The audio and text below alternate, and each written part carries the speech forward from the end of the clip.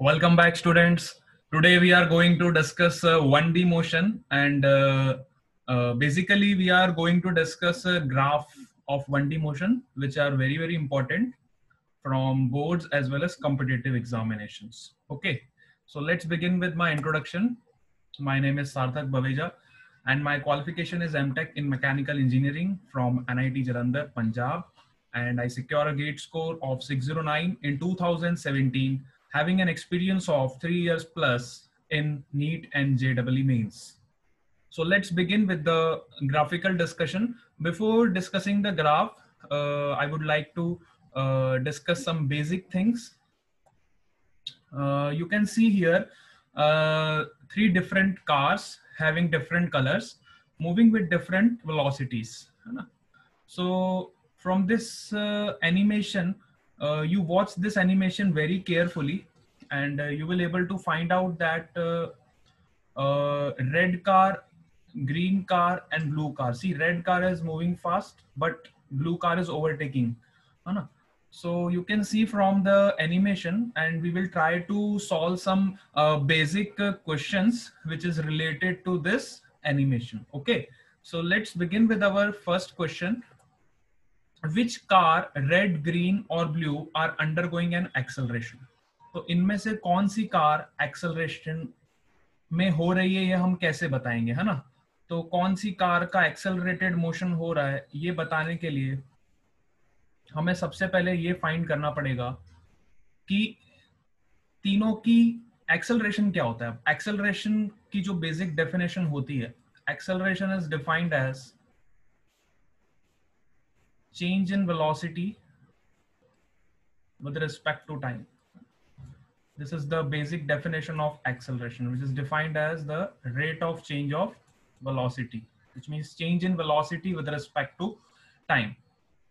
So अब हम देख सकते हैं बड़े ध्यान से, अगर आप इस एनिमेशन को फिर से देखें तो जो ग्रीन वाली कार है और जो ब्लू वाली कार है, green and blue car are accelerated whereas red car moves with a constant velocity. देखो आप स्टार्टिंग से मोशन को ऑब्जर्व करो बड़े ध्यान से. देखो रेड कार एक ही अपनी स्पीड पे चल रही है ना, रेड कार एक ही कांस्टेंट स्पीड पे चल रही है, जबकि ग्रीन कार कुछ टाइम तक इसकी स्पीड सेम रहती है, फिर इसकी स्पीड एकदम चेंज हो जाती है ना, कुछ टाइम के बाद इसकी स्पीड एकदम चेंज हो जाती है. वैसे ही ब्लू कार देखो तो ब्लू कार का तो साफ दिख रहा है कि इसकी स्पीड में काफी चेंज दिखाई दे रहा है ना, एक्सेलरेशन मतलब हो रहा है. तो इनमें से रेड वाली कार को अगर आप ध्यान से ऑब्जर्व करो तो वो एक ही पेस पे मूव कर रही है ना, एक ही कांस्टेंट स्पीड पे वो मूव कर रही है, कांस्टेंट स्पीड पे वो मूव कर रही है. लेकिन अगर हम ब्लू और ग्रीन वाली कार को देखें तो इन दोनों में एक्सेलरेशन हो रहा है. इनमें साफ साफ दिखाई दे रहा है. एक्सेलरेशन का मतलब होता है वेलोसिटी का change with respect to time. कुछ बेसिक चीजें हैं जो हमें नाइन्थ क्लास में हम पढ़ के आते हैं कि एक्सेलरेशन को हम ऐसे डिफाइन करते हैं, it is rate of change of velocity.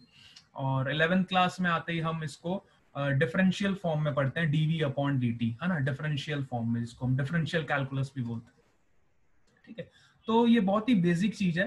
तो यहाँ से हम एनिमेशन से ही देख सकते हैं कि ब्लू और ग्रीन का एक्सेलरेशन हो रहा है और रेड वाली जो कार है वो कांस्टेंट वेलोसिटी से मूव कर रही है, कांस्टेंट वेलोसिटी से मूव कर रही है ना. In the animation we can see that. This is the first basic question. Next question is, which car experiences the greatest acceleration? Greatest acceleration कौन सी कार का है? तो obviously एनिमेशन में दिखाई दे रहा है सबसे ज्यादा तेजी से कौन सी कार जा रही है. देखो बड़े ध्यान से देखो, सबसे ज्यादा तेजी से कौन सी कार जा रही है? ब्लू वाली कार जा रही है. देखो ब्लू वाली कार की वेलोसिटी में चेंज सबसे ज्यादा आ रहा है विद रिस्पेक्ट टू टाइम. तो ब्लू कार का एक्सेलरेशन सबसे ज्यादा ग्रेटेस्ट होगा because its velocity changes more drastic, है ना. एक्सेलरेशन को हम ऐसे ही डिफाइन करते हैं ना, rate of change of velocity, मतलब वेलोसिटी में कितना चेंज हो रहा है. This is the change in velocity dv, जिसको हम डीवी से डिनोट करते हैं, with respect to change in time, जिसको हम डीटी से डिनोट करते हैं. This is the definition of acceleration. तो मैथमेटिकली भी हम देख सकते हैं और एनिमेशन से भी हम देख सकते हैं, है ना. तो जब हम ये चीज हमारे सामने एनालाइज करते हैं तो हमें ज्यादा क्लैरिटी मिलती है कि इस तरह से हम इसको डील करेंगे, है ना. Let's discuss. अब यहाँ पे ग्राफ मैंने आपको बता दिया है. देखो बेसिकली ये पोजीशन टाइम ग्राफ है और इस पोजीशन टाइम ग्राफ को आप देख सकते हो. अब यहाँ पे ए, बी और सी तीन तरह के कर्व्स दिए हैं. अब इनमें से हमको पता लगाना है कि ए वाला कर्व कौन सी कार का है और बी वाला कर्व कौन सी कार का है और सी वाला कर्व कौन सी कार का है ना। तो कर्व का नेचर पता लगाना, देखो ग्राफिकल एनालिसिस यहीं से स्टार्ट हो जाता है। अगर हम बड़े ध्यान से मोशन को ऑब्जर्व करें तो जो रेड वाली कार है वो एक ही कांस्टेंट वेलोसिटी से आगे बढ़ रही है। कांस्टेंट वेलोसिटी का मतलब वेलोसिटी इज डिफाइंड एज, अब हमें वेलोसिटी को भी डिफाइन करना पड़ेगा। वेलोसिटी को हम कैसे डिफाइन करते हैं, change in position with respect to time, है ना, कितना पोजीशन में चेंज हुआ विद रिस्पेक्ट टू टाइम। तो वेलोसिटी की जो बेसिक डेफिनेशन है वो यही होती है, dx upon dt, which means change in position with respect to time. अब आप देखो तो वेलोसिटी रेड वाले की कांस्टेंट है, ये हमें पता चलता है ना, रेड वाली कार की velocity is constant. Velocity constant होने का मतलब है उसकी पोजीशन में जो चेंज है विद रिस्पेक्ट टू टाइम वो कांस्टेंट है ना। तो वेलोसिटी कांस्टेंट मतलब dx अपॉन dt आपका जो हो जाएगा कांस्टेंट हो जाएगा, है ना। कांस्टेंट का मतलब उसके पोजीशन में change with respect to time वो कांस्टेंट है। मतलब अगर 5 सेकंड में वो 10 मीटर मूव कर रही है, नेक्स्ट 5 सेकंड्स में वो और 10 मीटर मूव करेगी, है ना। फिर नेक्स्ट 5 सेकंड्स में वो और 10 मीटर मूव करेगी, फिर नेक्स्ट 5 सेकंड्स में और वो 10 मीटर मूव करेगी। तो ये कांस्टेंट आपको एक स्ट्रेट लाइन मिल जाएगा, पोजीशन टाइम कर्व का ऐसा स्ट्रेट लाइन कर्व मिल जाएगा।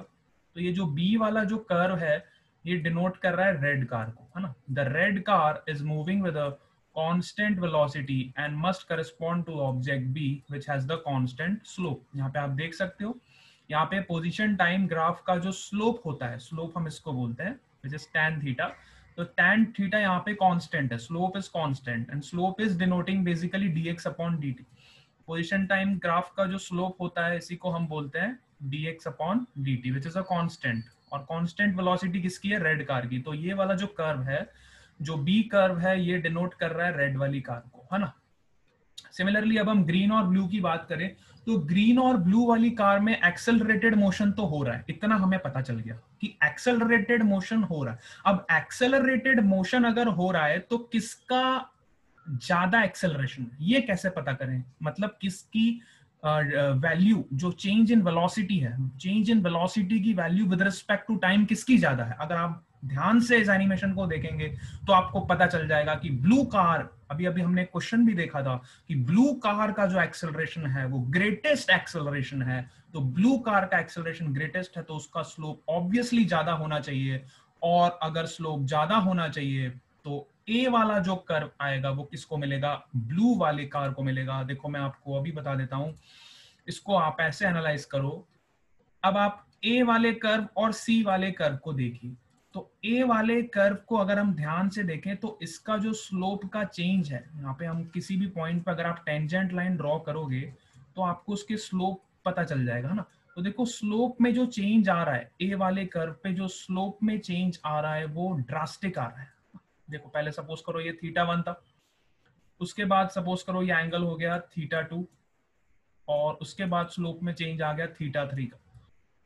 सिमिलरली अगर मैं सी वाले कर्व को एनालाइज करूं तो सी वाले कर्व में जो स्लोप का चेंज आ रहा है θ1 डैश लेट से, θ2 डैश, है ना, एंड θ3 डैश, θ3 डैश।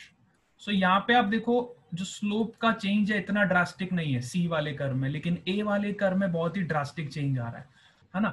ए वाले कर्व में बहुत ही ड्रास्टिक चेंज आ रहा है। तो the green and the blue car having a changing velocity must correspond to the line with the change in slope of object A and सी।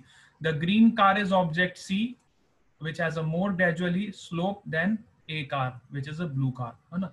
तो ग्रीन कार कौन सी वाली हो गई, ग्रीन कार यहाँ पे कौन सी हो गई, the green car is the object C. तो सी हमारी कौन सी हो गई, ग्रीन कार हो गई, है ना। और ए वाली कौन सी हो गई, ब्लू कार। तो ए वाली ब्लू कार इसलिए हो गई क्योंकि ब्लू वाली कार का एक्सेलरेशन देखो कितना चेंज हो रहा है, ब्लू वाली कार में देखो कितनी फटाफट चेंज आ रहा है as compare to green car. तो ब्लू वाली कार का जो स्लोप होगा, मतलब ये स्लोप डिनोट करता है वेलोसिटी को, तो ब्लू वाली कार की वेलोसिटी आप खुद ही देख लो ज्यादा है as compare to green car, है ना। तो ब्लू वाले का ए कर्व होगा और सी कर्व जो होगा वो ग्रीन कार का होगा। तो काफी इंटरेस्टिंग क्वेश्चन है और यहाँ से आप पता लगा सकते हो कि यहाँ से बेसिकली जो है ग्राफिकल एनालिसिस स्टार्ट हो जाता है। अगर आपने ग्राफिकल एनालिसिस में डिफरेंशियल कैलकुलस नहीं पढ़ी है, डिफरेंशिएशन अगर नहीं पढ़ा है, तो आप मेरी प्रीवियस वीडियोस को देखो जिसमें मैंने डिफरेंशिएशन को बहुत ही फिजिकली एनालाइज करके बताया हुआ है। उसके बाद आप इस वीडियो को देखो तो आपको ज्यादा इंसाइट मिलेगा, है ना। तो इस तरह से ये कर्व्स आपको समझने में हेल्पफुल रहता है, डिफरेंशिएशन का जो टॉपिक है। तो इसको बहुत ही ध्यान से पढ़िए। और मोशन इन 1D का जो क्रक्स है, जो ग्राफिकल एनालिसिस है, वो आपस में ही बहुत इंपॉर्टेंट है ना। तो इसको भी समझने का पूरा आप कोशिश करिए, ठीक है। सो नेक्स्ट वीडियो में हम डिस्कस करेंगे और ग्राफिकल एनालिसिस के और कुछ फंडे, जिसको आप देखते रहिए और इस पे बने रहिए, जिससे आपका पूरा एनालिसिस हो जाएगा, ठीक।